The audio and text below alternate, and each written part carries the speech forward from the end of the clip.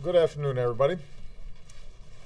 As a candidate for president, I pledge to bring the war in Iraq to a responsible end for the sake of our national security and to strengthen American leadership around the world.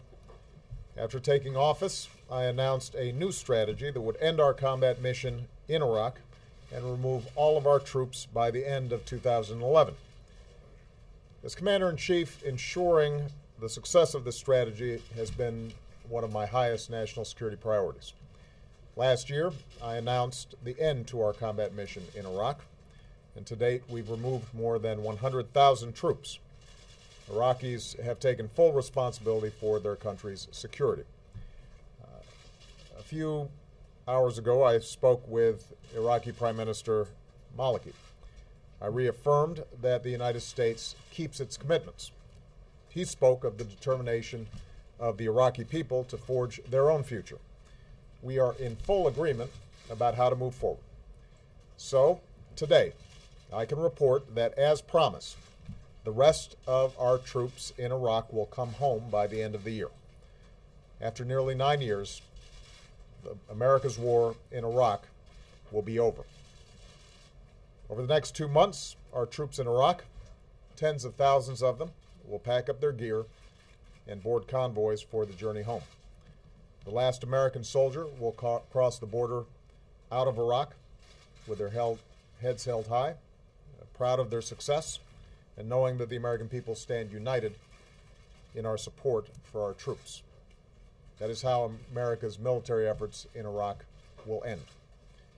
But even as we mark this important milestone, we're also moving into a new phase in the relationship between the United States and Iraq. As of January 1st, and in keeping with our strategic framework agreement with Iraq, it will be a normal relationship between sovereign nations, an equal partnership based on mutual interests and mutual respect. In today's conversation, Prime Minister Maliki and I agreed that a meeting of the Higher Coordinating Committee of the Strategic Framework Agreement will convene in the coming weeks. And I invited the Prime Minister to come to the White House in December as we plan for all the important work that we have to do together. This will be a strong and enduring partnership. With our diplomats and civilian advisors in the lead, we'll help Iraqis strengthen institutions that are just, representative, and accountable. We'll build new ties of trade and of commerce, culture, and education that unleash the potential of the Iraqi people. We'll partner with an Iraq that contributes to regional security and peace, just as we insist that other nations respect Iraq's sovereignty. As I told Prime Minister Maliki, we will continue discussions on how we might help Iraq train and equip its forces, again, just as we offer training and assistance to countries around the world. After all, there will be some difficult days ahead for Iraq, and the United States will continue to have an interest in an Iraq that is stable, secure, and self-reliant. Just as Iraqis have persevered through war, I'm confident that they can build a future worthy of their history as a cradle of civilization. Here at home, the coming months will be another season of homecomings. Across America, our servicemen and women will be reunited with their families. Today, I can say that our troops in Iraq will definitely be home for the holidays. This December will be a time to reflect on all that we've been through in this war.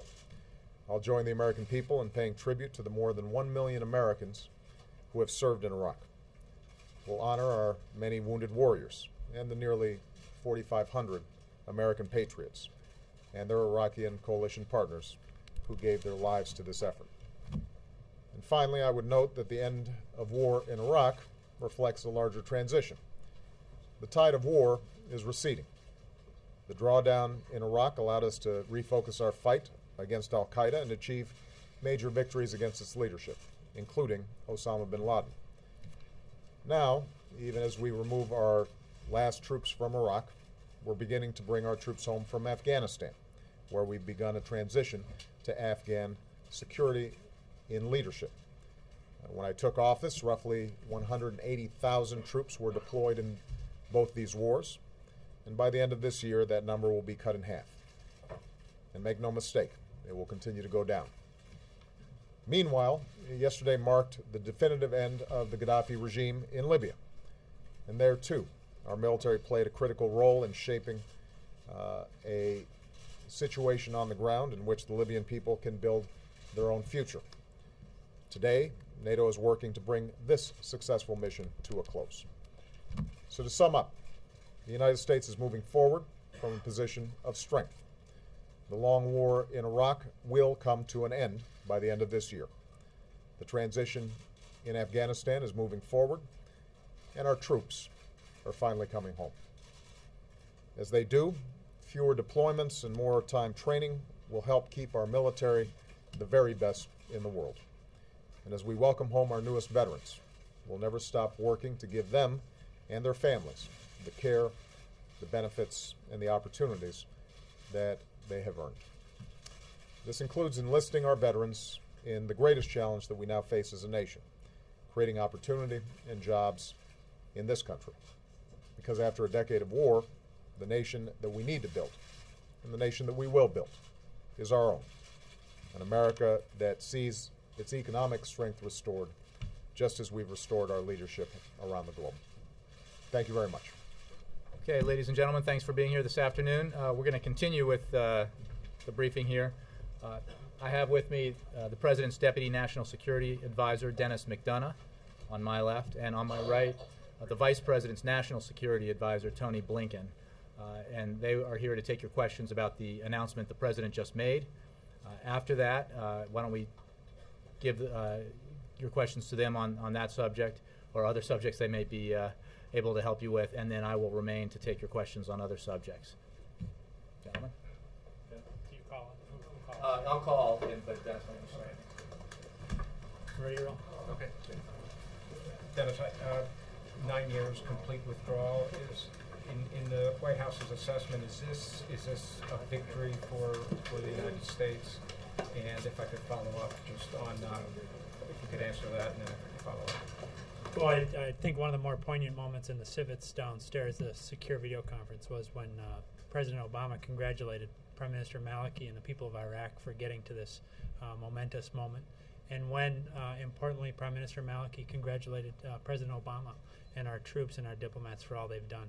So when the President laid out a vision for the future of Iraq in February 2009 down in Camp Lejeune, many of you were there, he said what we're looking for is an Iraq that's secure, stable, and self-reliant, and that's exactly what we got here. So there's no question this is a success.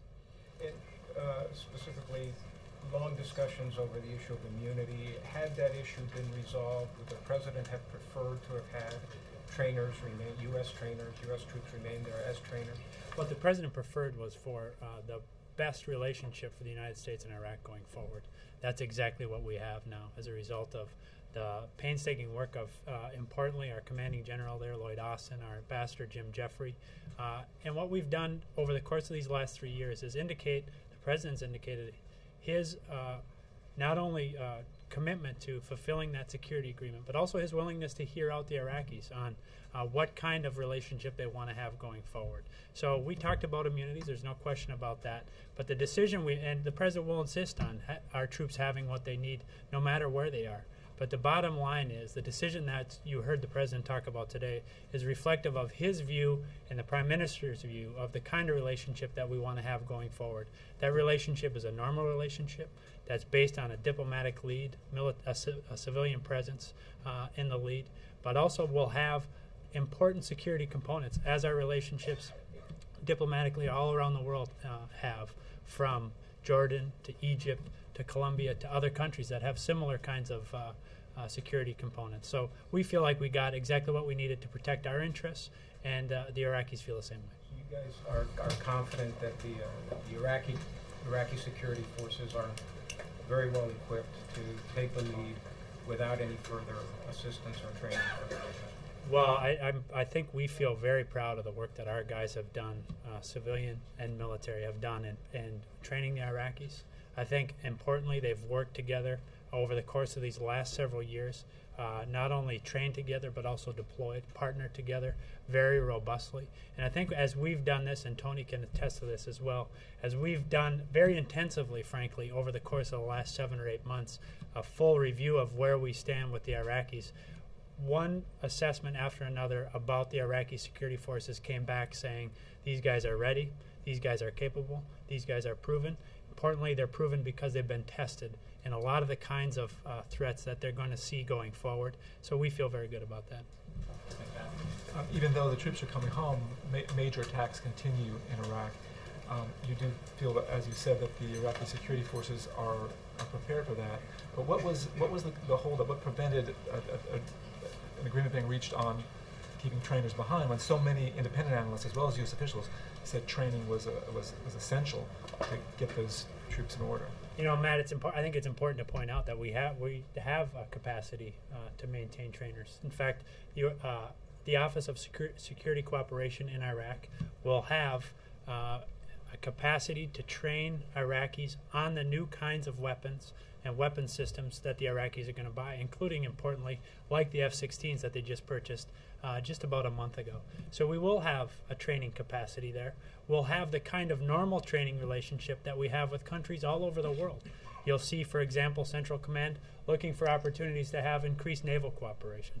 You'll see opportunities in naval exercises, opportunities to have increased Air Force training and exercise and opportunities. So we're going to have the kind of robust security cooperation with the Iraqis that we have with important allies all around the world. So the suggestion of your question that somehow there is not going to be training is just not accurate.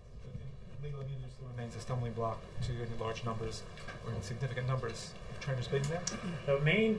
The main purpose of the effort that we undertook, Matt, over the course of not only the last several months and intensively Tony and I, but also over the last several years, was the establishment of a normal relationship with a secure, stable, and self-reliant Iraq that allows them in the region of considerable unrest at the moment to chart the kind of secure future that they want. That was the goal, not some kind of arrangement around immunities. In getting this kind of goal, fulfilling this goal of a secure relationship, a secure, stable, self-reliant Iraq, we got exactly what we needed. And you said the Iraq mission was ending as a success. Is that the same as mission accomplished? I'll let you check your thesaurus. I'm sorry on that. Yeah. Does this leave an open door for Iran to assert influence in Iraq, and what's the U.S. plan to counter Iranian power there? Well, the fact of the matter is, I think that as you stack up where the Iranians feel they stand right now, in 2011, after years of the kind of united international pressure that they've seen over the last several years, the kind of, frankly, robust outcry against the kind of activity that we saw announced just last week as it relates to them not living up to their obligations under the convention to which they're party to protect diplomats of all things. So I think what you're seeing is, in the first instance, an Iran that is weaker and that is more isolated. So we don't need to try to exercise our influence on those matters through Iraq. We frankly do that as a matter of course through the United Nations, bilaterally, with our friends throughout the region. And so we're obviously concerned about Iran's unwillingness to live up to its obligations, be that on human rights, be that on the nuclear program, or be that on something as simple as protecting diplomats wherever they're serving. We have concerns about that, but we don't have concerns about our ability to make sure that the Iraqis can exercise the kind of sovereignty that they want. I think it's important to highlight one critical fact as we look at Iraq's future. If you see the kind of increased production of Iraq oil output as we've seen over the last couple of years, over the next 2 years, they'll surpass Iranian output for oil production. So this is just one indicator of the kind of very positive future that we think the Iraqis have in front of them. How can you be assured of the security of the diplomats and the contractors who will stay in Iraq? Well, it's something that we're spending a great deal of time on. And obviously we've insisted that for our diplomatic presence there, incidentally, we'll maintain an embassy there. We have embassies all around the world. Other countries have embassies all around the world. So we have to assume a basic amount of protections for our people, and that's what we're communicating to the Iraqis. The President underscored to Prime Minister Maliki that we continue to insist that the Iraqis help us in the protection of our diplomats as well. But as we look at that presence, we're going to ensure the kind of standard protections of our diplomatic personnel, to include Marine security detail and stuff like that. We have embassies all around the world. But we'll also make sure that working with contractors and otherwise, we can have the kind of protection that our guys are going to need. Okay. Do you guys have any sort of estimate as to how many security contractors are going to be left behind or will be in Iraq? We have some estimates. I think it's around 4,000 to 5,000 security contractors in various forms of security, be that for site security. Remember, we have at least 3 diplomatic posts. We have a consulate down in Basra. We have a consulate up in Erbil, and then we have the embassy in Baghdad. And then obviously we're going to have our people driving around and everything else. So you guys see even around here that we have everybody has their security details. We'll obviously continue to negotiate this with the Iraqis, but we'll make sure that we have the kind of presence that we need, both as it relates to their fixed site security, but also in their ability to move around and do their jobs. I'm sorry, Jay, can I just ask one more question? I'm sorry. It's just, it was just 5 or 6 years ago, and I understand it's been a lot of progress since then, but just 5 or 6 years ago, that there was concern that civil war was going to break out in Iraq. I'm wondering what concerns do you have about how secure the Sunnis or Kurds or any other minority group will be in this new sovereign state? Jake, I think what we've seen is that politics has taken hold in Iraq. That's been the big story over the last 2 to 3 years. And increasingly, Iraqis are figuring out how to resolve their differences through a political process. And it's not always pretty, it's not always linear, but they work through their problems through the political system. And that has taken a lot of the fuel out of the sectarian problem. The other thing I think it's worth pointing out is that, of course, there continues to be a real security challenge in Iraq, but you've got to put it in context. If you will go back to 2007, early 2008, there were about 1,500 security incidents every week. Now we're down to around 100 a week. So we've seen more than a tenfold decrease, and this has been sustained over the last couple of years. So the bottom line is, we think that because the Iraqi security forces are increasingly competent and capable of dealing with internal security, and because of the emergence of politics as the basic way of doing business, the sectarian fuse, you can never say never, but it's unlikely or less likely certainly to be lit again. Thank you. Tony, I'll ask. 8 years, $1 trillion, 44 of our men and women dead, 32,000 wounded. Was this war worth it? History is going to have to judge that. I don't think any of us can judge that now. What we can say is that our troops have performed remarkably over that period, and our diplomats are doing the same. And the result of that is that today we're at a place where, as Dennis said, Iraq is emerging as a secure, stable, and self-reliant country. And that was President Obama's goal. But as to the rest, that's really up to history. And can I ask a question on Pakistan? The Secretary, of course, was just there along with others. Was there any reassurance from the Pakistanis that they would stop support to the Haqqani network? What was achieved?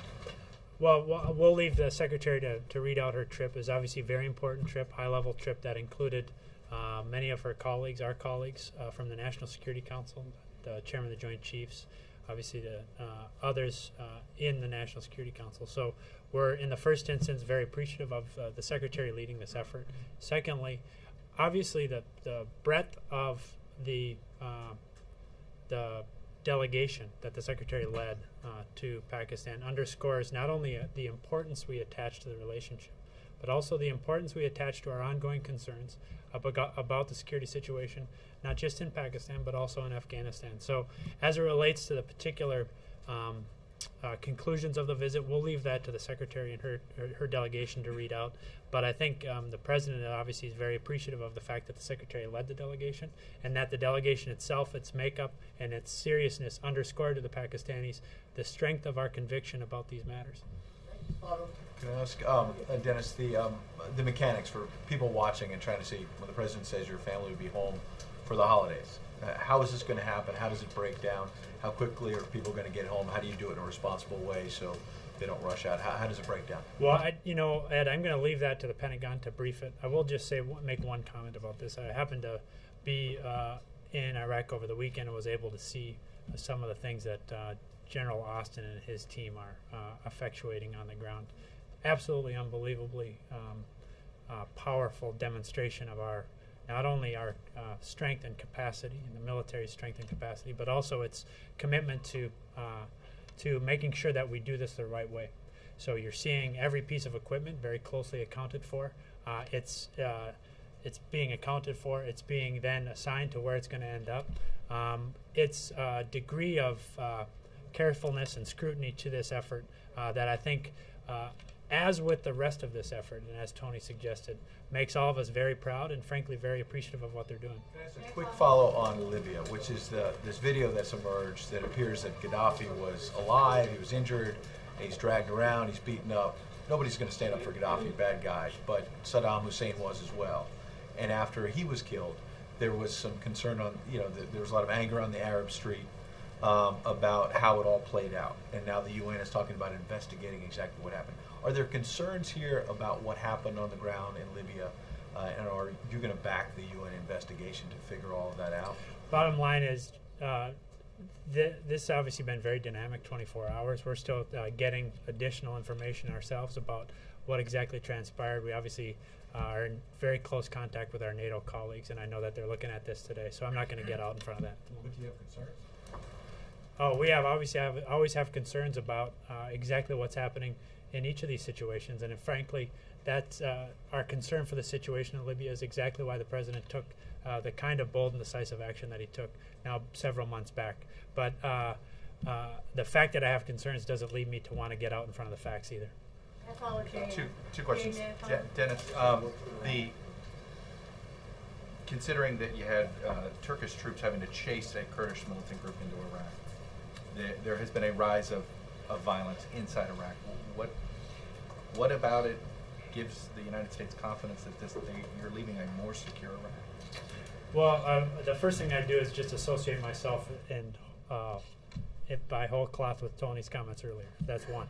Two is that you're right that at various times you've seen spectacular attacks across Iraq. Frankly, that's one of the techniques of some of the insurgents groups, and what we're seeing is that they try to do that once every several weeks or even months to try to get attention. But the fact is that, Chuck, you can't say that the number of attacks has gone up in Iraq, frankly. It's gone dramatically down. In fact, as Tony suggested, more than a 10-fold, even 15-fold decrease over the course of the last couple of years. So we think that that's one indication of progress. Another, of course, is the capacity of the Iraqi security forces, as I indicated a minute ago. Every study, assessment that we've sought in the course of the last several months comes back with the same conclusion. These guys are very capable against the threats that are most present, most pertinent to them. Three is the point that Tony made and the Vice President has been critical in helping bring about, which is that politics is broken out in Iraq, and that people are resolving these differences in the kind of political, democratic way that I think just a few years ago we all could have only hoped for, and obviously that gives us reason for great hope. Yeah, let's knit this together. Gaddafi, the strategy in Libya versus what we're seeing, the decisions that are being made in Iraq versus the decisions that were made in Yemen, for instance. Knit this together on the Obama doctrine. Well, I'll let as Tony said, the historians can be busy on this one too, on laying down a doctrine. But what the president does know is that he is very committed to making sure that we remain secure, and the threats to our security are different in every country. And in fact, we have to be nimble enough to address those concerns with the agility that allows us to confront them, but not get bogged down in any particular type of threat, because what we're seeing is a more dynamic threat environment.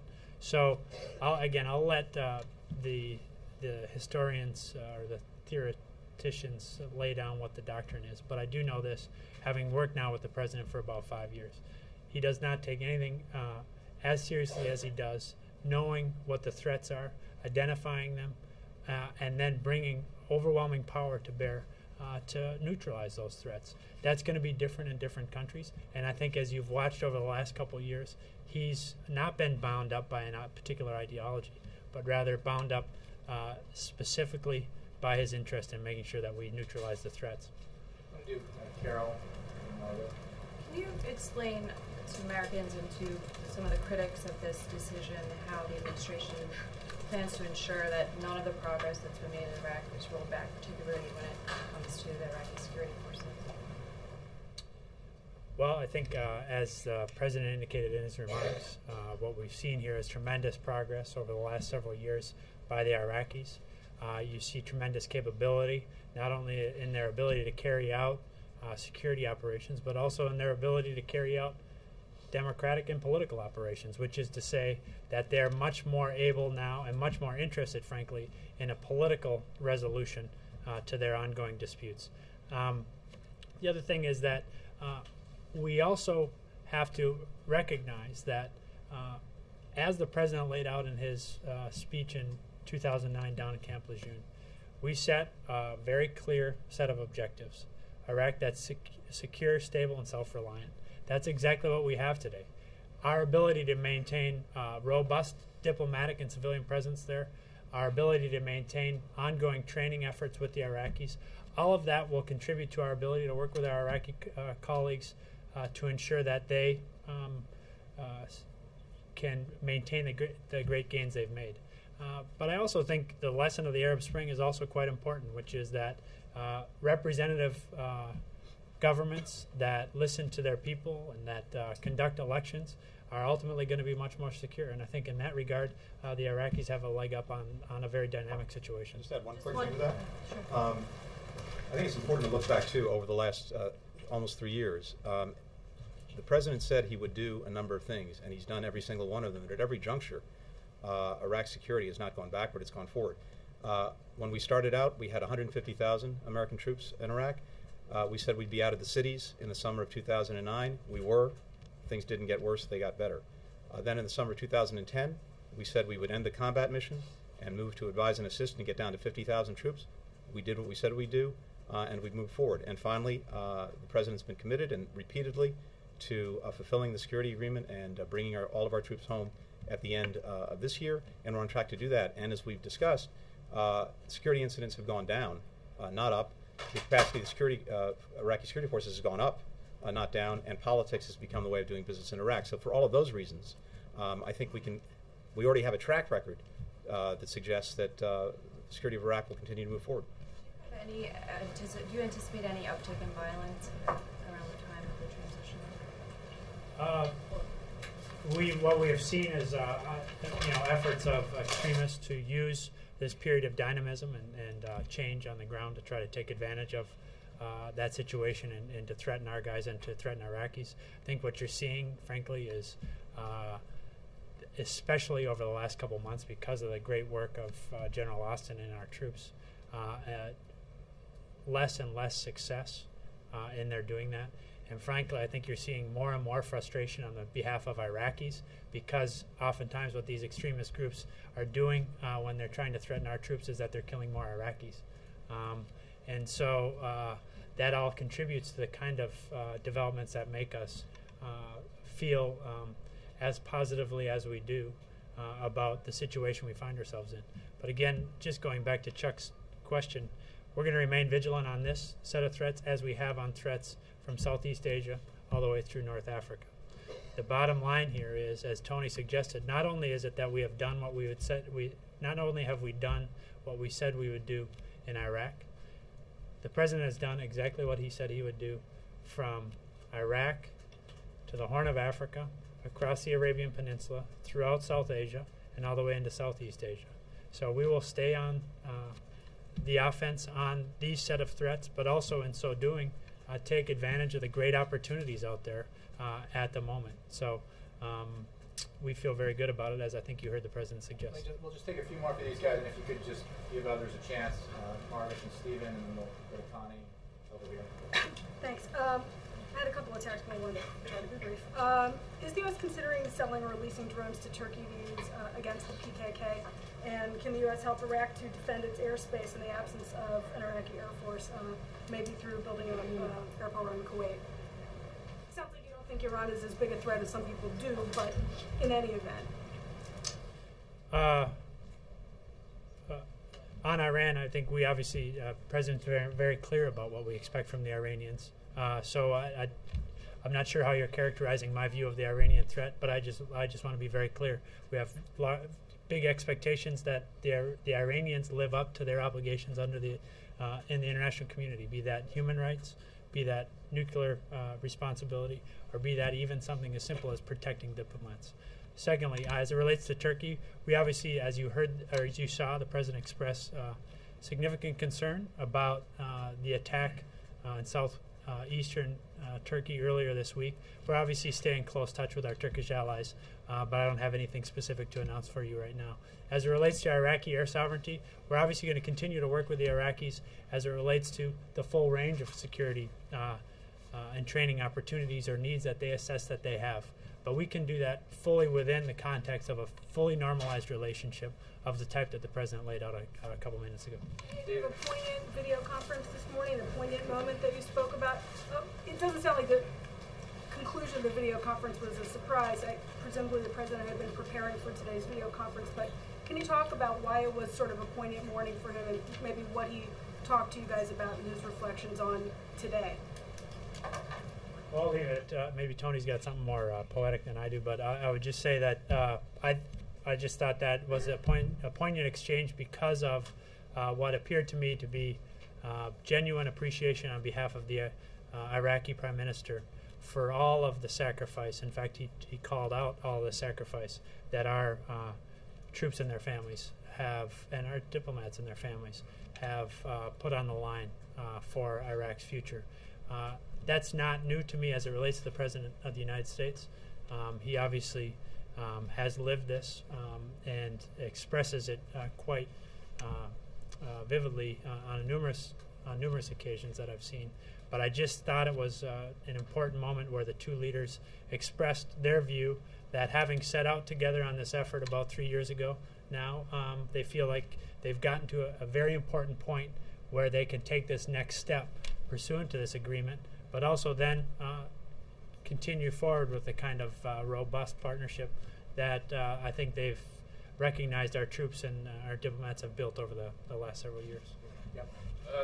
Dennis, does the President support the Turkish incursion into northern Iraq? You know, I'm not going to get into the specifics on this, but I will say that we've obviously worked very closely with our Turkish friends about their ongoing concerns from such attacks. We've obviously designated certain of the Kurdish forces as designated foreign terrorist organizations, so I'm not going to get into it any more than that. We'll see what the coming days and weeks unfold, but we'll remain in close contact with our Turkish ally. Connie and then Andre. Thank you, Jay. You've made reference at one point to Iraqi oil. Iraq and Libya are very wealthy countries. Will the U.S. ask for financial reimbursement from Iraq and Libya? And also, what do you see as future U.S. relations with Syria now and Hamas? Can you repeat the last question? I'm sorry, I lost you for a second. Syria and Hamas? As it relates to whether we're going to ask for reimbursement, I don't anticipate that. I'm not aware of any plans on that. As it relates to Syria and Hamas, obviously we've been very clear as to what we expect of the Syrians. And so we'll see whether after now several months of allowing themselves to fall into deeper and deeper isolation, whether they make the right choice. But I think the President has been quite clear on this, as has the Secretary of State. What about Hamas in relation? I'm sorry? What about Hamas in regards to this prisoner swap? Again, I think Jay has talked a lot about the prisoner swap over the last couple of days, so I associate myself with his remarks. Andre. My question is a logical follow-up to this. Are you offering new aid, new assistance to Iraq or to Libya in light of yesterday's announcement?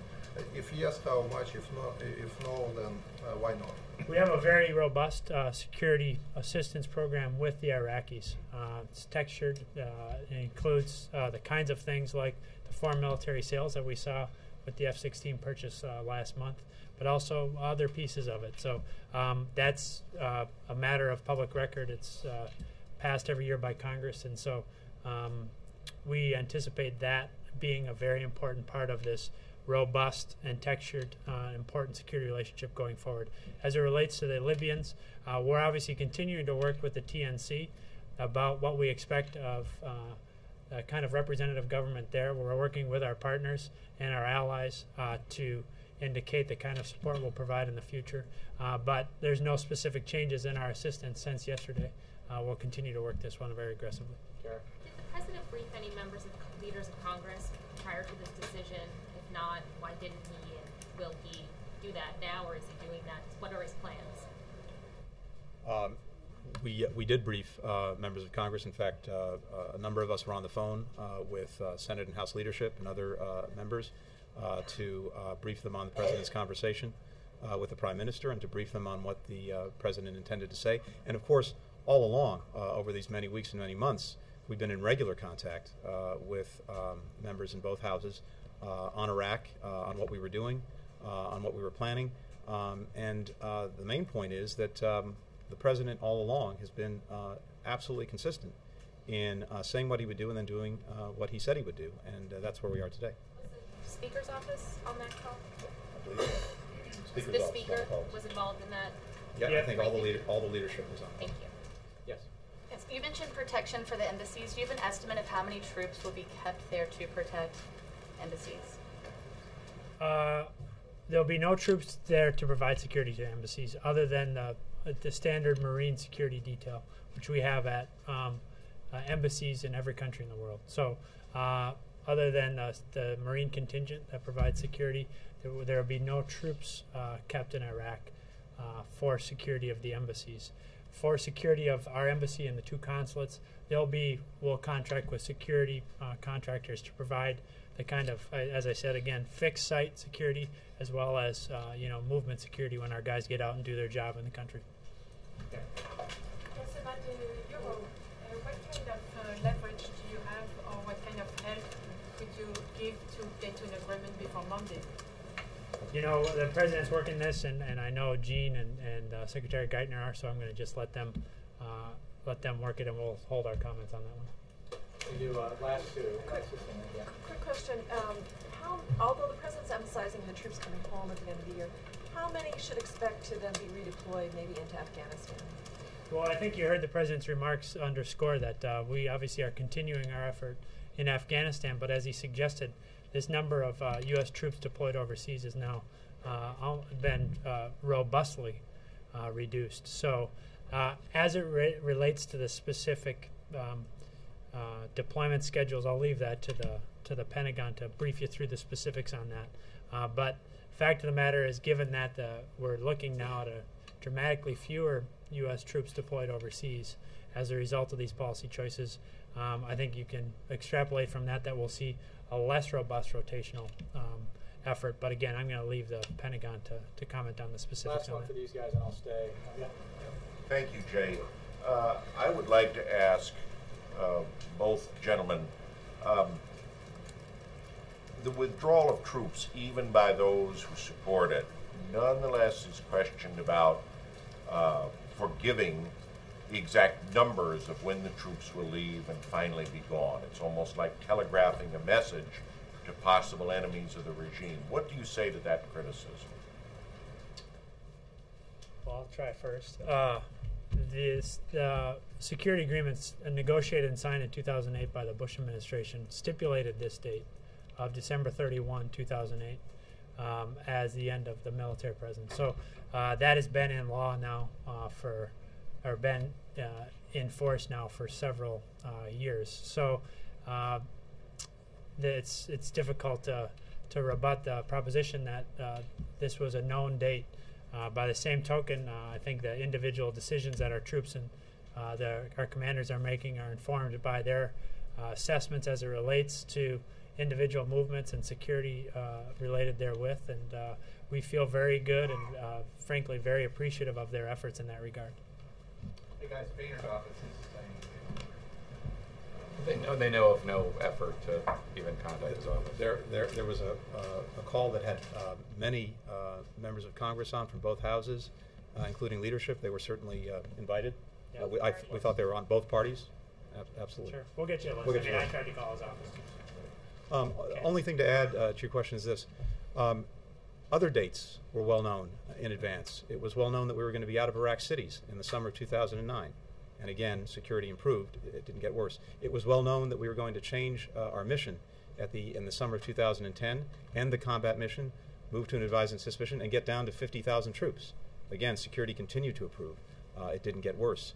And there's something very important about the United States keeping its commitments. That sends a very strong and powerful message throughout the region, in Iraq, as well as countries outside Iraq. And that's exactly what we're doing.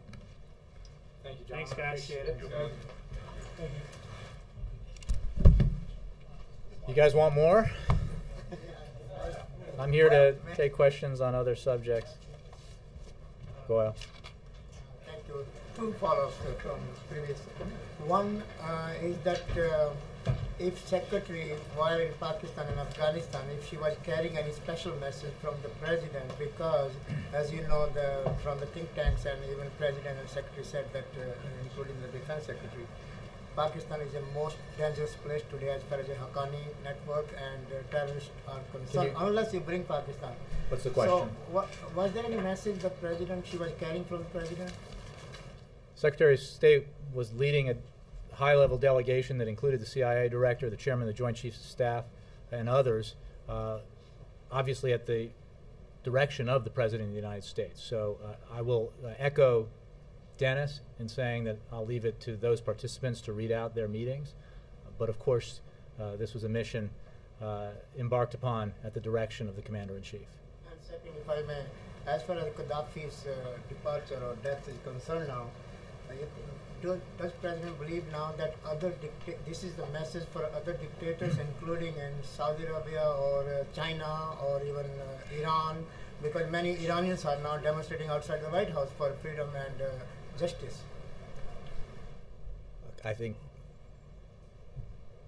setting aside the issue of the countries that you named, I think that the lesson that we've seen generally in the Arab Spring and throughout history is that tyrants who do not respond to their people and who in fact murder their own people will not last and should not last. Jay, can you talk about the jobs bill just because, President, obviously we started the week 3 days on the road, 2 key states, selling the bill. The weekends with, not a surprise, but the Senate last night again votes the bill down. Where are we and how does the President get this bill through? Sure, I appreciate that. As you know, the Senate did vote last night on a provision from within the American Jobs Act that would have put, if passed, up to 400,000 teachers in the classrooms educating our children, as well as putting to work additional police officers and firefighters and other first responders. Once again, we saw an overwhelming percentage of Democrats vote in favor of that, and once again we saw precisely 0 Republicans vote in favor of that.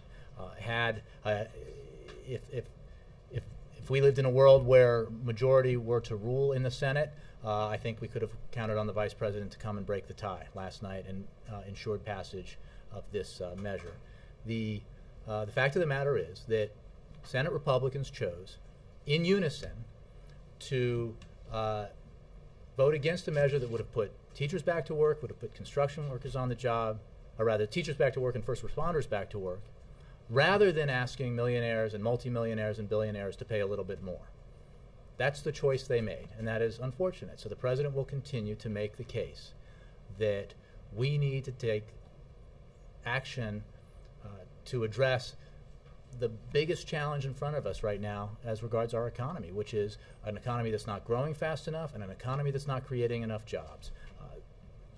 The Senate Republicans failed to act in a way that would have addressed in part this problem last night, but the President and Democrats will continue to insist that the Senate and hopefully eventually the House vote on every measure within the American Jobs Act. And it is my understanding that today we are able to say that when the Senate returns, the week that it returns, they will vote on a provision that addresses the infrastructure provision, the provision that addresses infrastructure investments and would put construction workers back to work, rebuilding our highways and schools and bridges, and ensuring that we have the kind of economic foundation for to be competitive in the 21st century. Hopefully, maybe after they take another recess, Senate Republicans will hear from their constituents, come back with a different attitude about what this economy needs right now, which is measures that are fully paid for by asking millionaires, multimillionaires, and billionaires to pay a little bit more, an idea that is supported by an overwhelming majority of the American public, Democrats, Independents, and Republicans, and will provide the votes necessary to pass that provision and the ones that we hope will be voted on after that. Yeah, Jim. Why, to follow up on that, why doesn't the president insist that the Senate vote on the things that are clearly much easier to pass? The payroll tax deduction, perhaps the unemployment assistance. If it's so urgent, why do you go through these exercises that end up in these 50 votes, 50-50 votes, that don't get the 60? Let me make clear. We want and insist that the Congress vote on every provision, and I believe the Senate Majority Leader has addressed that as well. So we expect that votes will be taken on those provisions. The extension and expansion of the payroll tax cut would take effect once the current payroll tax cut expires. So whether it's voted on this week or 2 weeks from now will not affect when it is implemented, which is very soon and will have a very positive impact if it is passed in 2012. Every one of these provisions, if passed, would have a positive impact on economic growth and job creation, as judged by outside independent economists. So we think every provision is valuable, every provision should be passed, and every provision should be voted on. But be assured that every provision will be voted on, and Senate Republicans will have the opportunity, hopefully, if you will, to save face and vote on some of them and help this economy grow and create jobs. Yes, Jay. I was wondering if you could comment on a report, Brian Ross report, about the $529 million loan to a company called Fisker to make electric cars, but there was no facility in the United States that could make them. So they're being manufactured in Finland. I'd be delighted to answer that because, as was known in the case, the car that is being manufactured in Finland was always going to be manufactured in Finland. The loan that is being provided is not, the funds that is provided to Fisker are not being used, as I believe the CEO said to ABC, not being used for its facilities in Finland. There are already jobs on the ground in the United States, both directly at the plant in Wilmington and at the headquarters on the West Coast.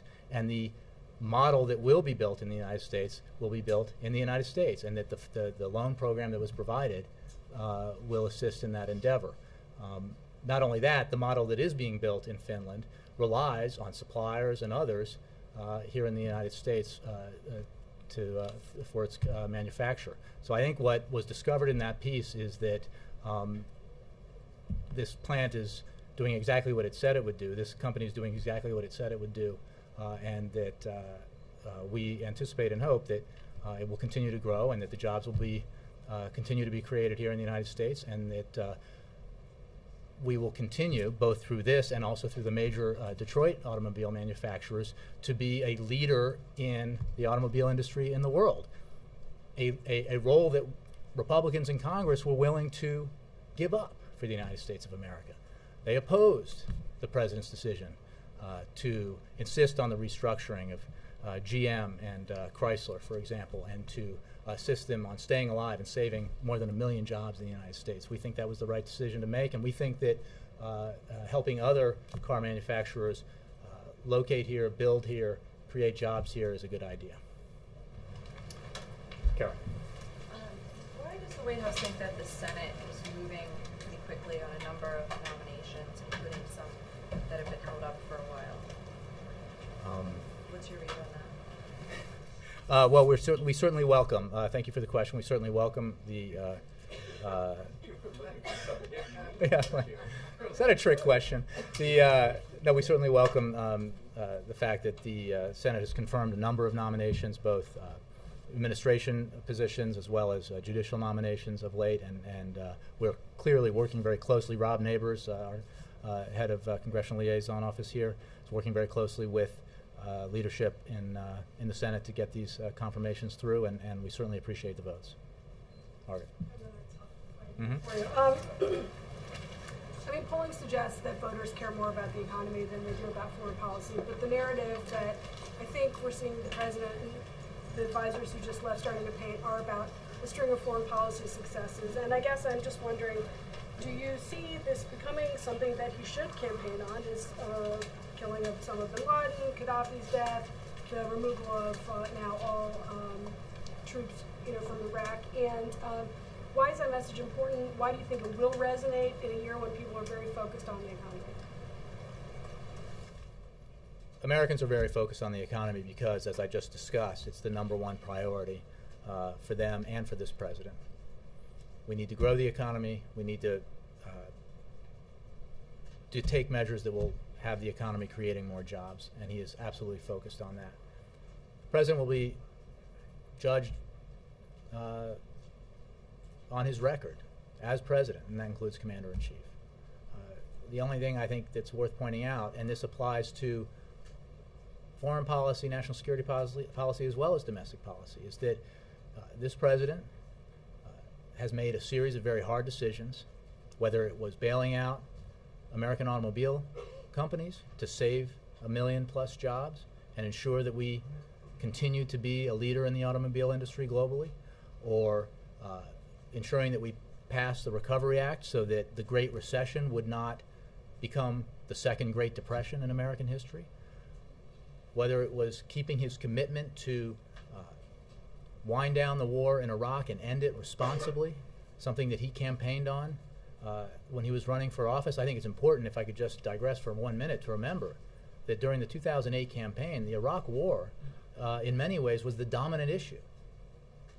This was an issue that many Americans rightfully cared deeply about. Then Senator Obama took a very clear position on that. He made very clear what he would do, and as is the case in every big decision he makes, he says what he was going. He says what he said what he would do, and he did it. And he is doing it now with Iraq. And again, just a series of tough decisions, both domestic policy and foreign policy. Yeah, Scott. When the president goes to Nevada next week, is he going to be talking about the jobs bill, or does he have something about housing he wants to say? Look, the president will continue to talk about the economy and about the need to create jobs here. We aren't going to let up on this discussion, because it is, going back to what I just said, our #1 priority and the president's #1 priority. So you can assume that next week, on the trip he is taking, that he'll continue to talk broadly about the economy and the need to pass measures in the American Jobs Act. But I don't have any specific announcements about what he's going to do at the different stops to make today. The reason I ask is this campaign talk this week about the Republican debate and sort of the lack of any effort to address the housing situation.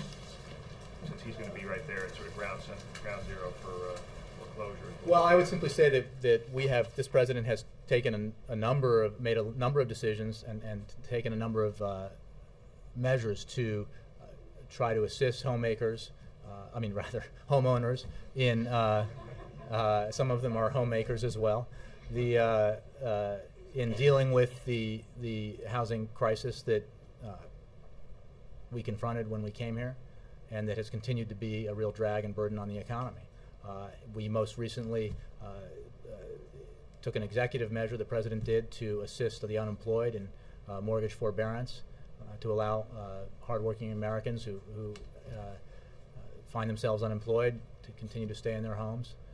And we will continue to look for ways to deal with that very difficult housing situation going forward. Barry and then Chris. Does the president have any plans to talk with former President Bush about the decision today? I'm not aware of any. As you know, the president saw former President Bush, George W. Bush, on 9/11. To the point I think that was made earlier, I think in answer to a question from Human Events, the announcement that the president made today is in fulfillment of an agreement that was signed by President Bush to remove all U.S. troops from Iraq by the end of 2011. But I'm not aware of any conversation that's planned. Chris. Jay, last week, gay rights pioneer Frank Kameny died at the age of 86 after being fired from his government job in the 1950s for being gay. He became a leader in the gay rights movement even before the Civil Rights in 1969 and for many years afterwards. What reaction does the White House have to his passing? I'll have to take that. I'm not aware. I know that he passed away, but I don't have a comment on it. Why the White House didn't put out a statement last week upon his death? I don't know, so I'll have to take the question. And just one last question. There's going to be a public viewing of Kameny on November 3rd at the Smithsonian, and civic leaders are expected to speak. Would the President be open to attending this ceremony?